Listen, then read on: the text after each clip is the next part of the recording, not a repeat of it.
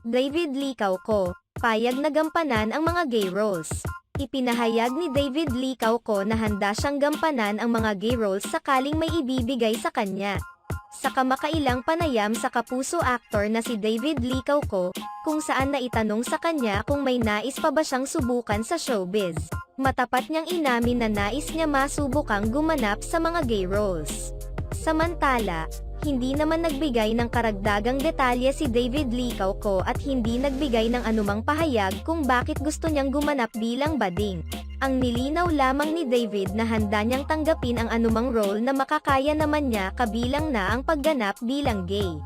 Sa ngayon ay abala si David Lee Cauco sa kanyang romance action series na pinagbibidahan nila ni Barbie Forteza. Marami naman sa mga fans ng aktor ang namangha dahil sa galing na ipinapakita ni David sa kanyang pagganap sa kanyang kauna-unahang action series.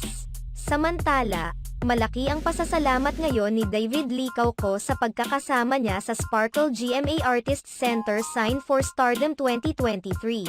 Isang okasyon kung saan nagre-renyo ng kontrata ang mga kapuso stars.